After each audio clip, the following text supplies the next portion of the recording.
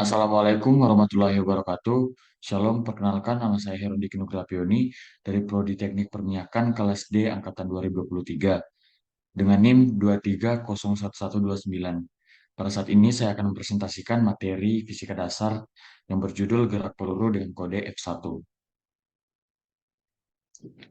Abstrak. Gerak peluru merupakan suatu bentuk gerak yang dialami suatu benda atau partikel yang diproyeksikan dalam medan gravitasi, misalnya dari permukaan bumi dan bergerak sepanjang lintasan melengkung hanya karena pengaruh gravitasi lintasan gerak peluru. Ini berbentuk melengkung disebabkan adanya perpaduan antara gerak lurus beraturan atau GLB dan gerak lurus berubah beraturan atau GLBB. Nah, adapun kata kuncinya yaitu gerak peluru, gerak proyektil, lintasan parabola. Oke, kita masuk di bab 1 pendahuluan, latar belakang. Pada kehidupan sehari-hari, banyak jenis gerak yang terjadi, contohnya gerak lurus. Namun, ada suatu kasus terhadap gerak lurus yang membentuk lintasan seperti parabola atau melengkung. Hal ini biasanya disebut gerak peluru. Gerak peluru merupakan salah satu contoh gerak lengkung dengan percepatan konstan. Gerak ini adalah perpaduan antara gerak lurus beraturan dengan gerak lurus berubah beraturan dalam bidang vertikal. Gerak peluru merupakan gerak dua dimensi dari partikel yang dilemparkan miring ke udara, dan pengaruh gesekan dengan udara dianggap tidak ada atau diabaikan. Gerak peluru ini terjadi karena dipengaruhi oleh beberapa faktor antara lain, yaitu jarak tempuh dan tinggi. Gerak peluru juga membutuhkan proyeksi pada sumbu Y dan sumbu X. Tujuan praktikum yang pertama, memahami dan mendeskripsikan gerak peluru dengan baik. Yang kedua, memahami hubungan antara waktu peluru di udara dengan kecepatan awal.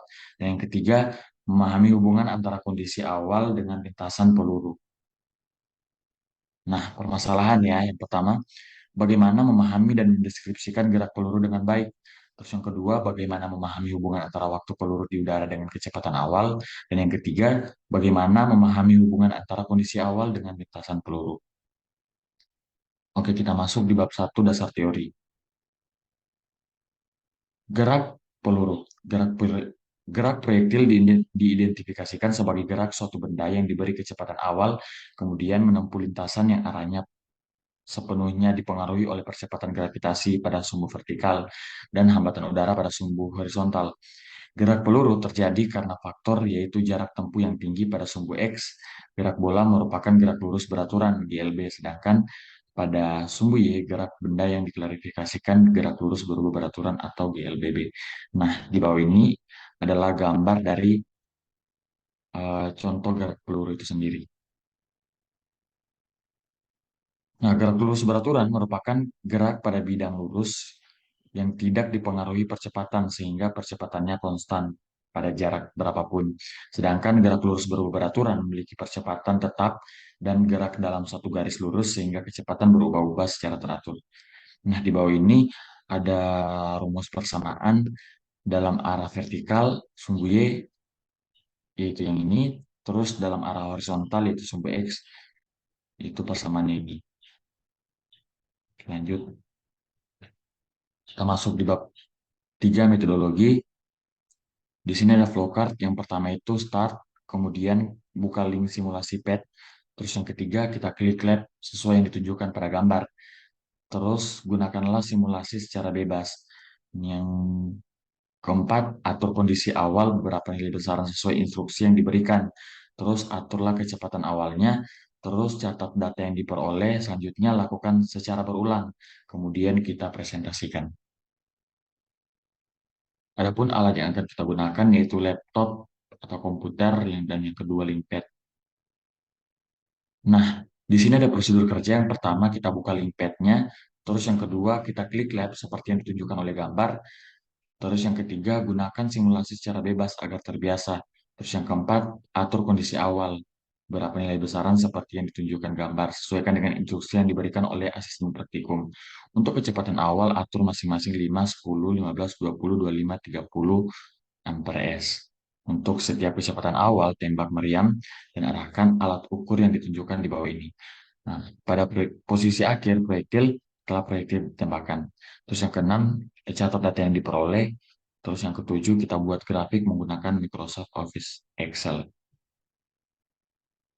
Nah, di sini untuk memperoleh data, kita ada pengolahan data. Yang pertama itu, untuk data yang pertama, fenol sama dengan 15 sampai 30 ms. Terus massa itu 15 kilogram, terus sudutnya 40 derajat, D-nya 0,50 0,50 m, terus gravitasinya 8,1 ms kuadrat. Nah, untuk data yang kedua, ini fenolnya berubah jadi 25 ms, terus M-nya 20 sampai 30 kilogram masanya. Terus sudutnya tetap 40 derajat, D-nya 0,50, terus gravitasinya tetap 9,8181 ms kuadrat. Terus untuk data yang ketiga, fenolnya tetap 25 ms, terus masanya jadi 15 kilogram lagi, terus sudutnya itu 40, tetap 40 derajat, D-nya 0,50 sampai dengan 0,60 m dengan penambahan 0,1. Terus gravitasinya tetap 9,81 ms. Nah, di sini ada analisis data dan pembahasan. Dari data satu, setelah kita melaksanakan praktikum, kita peroleh data yang ini, di mana misalnya fenolnya 15, T-nya kita peroleh 1,97, dan R-nya kita peroleh 2,59, dan fenol kuadratnya di mana ini kita pangkatkan 2 berarti 225. Begitu seterusnya sampai di data ke-30. Nah, setelah kita memperoleh data, kita juga akan membuat grafik di mana pada gambar di samping ini sudah terlihat grafik yang pertama yaitu hubungan antara fenol dan T, terus untuk grafik yang kedua hubungan antara fenol dan R, dan grafik yang ketiga itu hubungan antara fenol kuadrat dan R. Untuk data dua, di sini kita disuruh mencari M, T, dan R. Nah, di mana masanya ini dari 20 sampai 30. Terus kita peroleh T-nya ini sebagai berikut, begitu juga dengan R. Nah, setelah kita memperoleh datanya ini, maka kita juga akan membuat grafik, di mana grafik yang kita buat adalah yang pertama hubungan antara M dan T, dan grafik yang kedua hubungan antara M dan R. Oke, lanjut. Di sini ada data ketiga. Di sini kita mencari data D, T, dan R. Nah, dari data yang ketiga tadi 0,50 sampai 0,60, di mana ininya penambahan 0,1, dan kita peroleh T-nya 3,28 dan seterusnya, terus R-nya 6,2, 62,74 dan seterusnya. Nah, kita juga akan membuat grafik di mana grafik yang pertama itu hubungan antara D dan T, dan grafik yang kedua itu hubungan antara D dan R. Nah, setelah tadi kita mencari data, kita akan melakukan perhitungan, di mana di sini ada tabel regresi linear T, N-nya ini adalah jumlah data keseluruhan, terus X-nya adalah sebagai berikut, yang 12 sampai 30, terus Y-nya ini tadi sesuai data yang kita ambil di data yang pertama. eh, untuk data yang pertama tadi kita ambil sini, terus X kuadratnya di mana ini kita kuadratkan, dan X kali Y itu ini kita kalikan dengan Y. Jadi kita peroleh eh, jumlah seperti berikut. Sehingga nanti berakhir kita akan totalkan, dan ini jumlah totalnya. Terus kita akan melakukan perhitungan regresi linear, di mana A1, kita akan mencari A1, T, dan error. Nah, untuk A1 ini kita bisa melihat. Terus kita tinggal masukkan aja eh, total dari tabel regresi linear T ini ke dalam rumus. Terus begitu juga untuk mencari T, itu sama dengan 2 sin theta per G. Nah, subnya tadi kan 40 derajat dan gravitasinya 9,81, maka kita peroleh hasilnya ini. Terus untuk mencari error, di mana R teori kurang R gradien per R gradien kali 100%.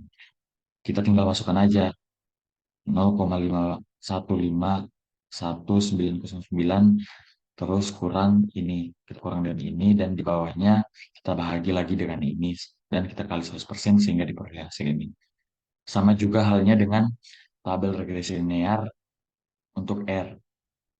Kita mencari data seperti tadi, dan kita telah peroleh jumlah-jumlahnya semua, lalu nanti pada akhirnya kita akan masukkan ke dalam rumus untuk totalnya. Dan kita juga akan mencari R-nya, di mana rumusnya adalah sin 2 theta per G. Nah, karena sudut theta di 40, jadi kita tuliskan sin 2 kali 40 per 9,81. Kita peroleh hasil yang ini. Terus kita masukkan lagi di error. Nah, ini dikurang dengan ini dibahagi dengan ini. Terus kita kalikan 100%, maka diperoleh hasil sebagai berikut. Nah, kita akan menggunakan mengajarkan kepada teman-teman semua tutorial penggunaan simulasi PET untuk gerak peluru. Oke, baik. Pada saat ini saya akan menunjukkan kepada kita tutorial penggunaan simulasi PET gerak peluru. Sesuai data yang telah diberikan oleh asesmen praktikum bahwa yang pertama itu untuk fenolnya itu 15 sampai 30. Kita coba dari 15. Terus untuk masanya itu 15 kilogram. Oke, masanya itu 15.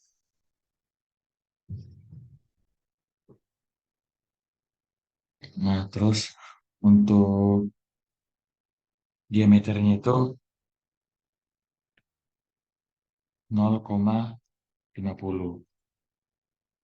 Oke, gravitasinya sekarang untuk ininya kita ambil sudut 40 derajat.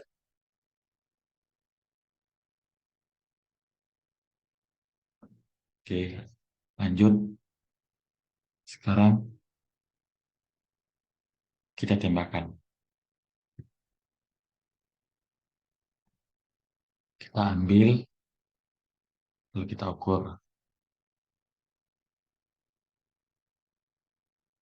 Kita peroleh time-nya 1,97, range-nya 22,59. Nah, selanjutnya untuk data yang kedua, sesuai yang diberikan oleh praktikum bahwa eh, fenolnya itu 25. Fenolnya 25. Oke, untuk masanya itu 20 sampai 30. Kita coba dari 20. Oke. Terus diameternya 0,50. Diameternya 0,50. Tetap seperti tadi ya.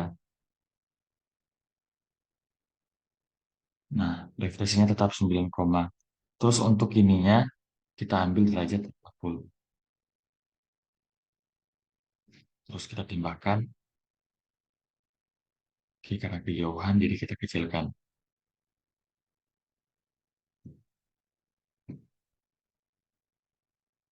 Terus kita ambil, kita ukur. Kita peroleh time-nya 3,28, terus range-nya 62,74 M. Nah, begitu seterusnya sampai di data yang ketiga. Data yang ketiga. Kita tinggal mengubah bagian ininya sama ini. Sesuai dari arahan asisten praktikum. Oke, itu saja tutorial penggunaan simulasi PET. Lebih dan kurangnya mohon maaf. Terima kasih. Oke, pembahasan. Berdasarkan data yang diperoleh dari simulasi PET bahwa kecepatan awal berpengaruh terhadap waktu peluru di udara dan jarak yang ditempuh peluru semakin cepat kecepatan awalnya, maka jarak yang ditempuh peluru akan semakin jauh juga waktu peluru di udara semakin lama. Kedua, lama waktu di udara juga akan berubah menjadi lebih lama walaupun dengan proyeksi yang sama. Karena jika kecepatan awalnya ditambah, maka lintasan proyektil akan lebih tinggi dan lebih jauh sehingga waktu yang diperlukan juga akan semakin lama. Terus yang ketiga, nilai jangkauan akan berubah jika kecepatan awal bertambah. Maka akan semakin jauh pula jarak jangkauannya sehingga menyebabkan lintasan pelurunya akan semakin jauh. Kita masuk di bab 5, itu kesimpulan dan saran. Untuk kesimpulannya, gerak peluru gerakan yang pada mulanya diberi kecepatan awal yang kemudian gerakannya dipengaruhi oleh gaya gravitasi. Terus hubungan antara di udara dan kecepatan awal erat, karena jika kecepatan awalnya tinggi, maka lintasannya akan lebih tinggi juga, sehingga membutuhkan waktu yang lebih banyak. Terus hubungan lintasan dengan kondisi awal peluru, yaitu elemen-elemen yang mempengaruhi lintasan peluru, di antaranya sudut konstanta gravitasi dan juga kecepatan awalnya. Terus yang terakhir ada saran. Dalam praktikum ini diperlukan ketelitian yang tinggi agar mendapatkan data yang tepat dan akurat. Dalam perhitungan regresi linear dan error dibutuhkan konsentrasi agar hasil perhitungan tepat dan tidak keliru. Oke, mungkin itu saja penjelasan mengenai materi gerak peluru dari saya. Lebih dan kurangnya, jika ada kesalahan kata mohon dimaafkan. Sekian dari saya, terima kasih dan shalom.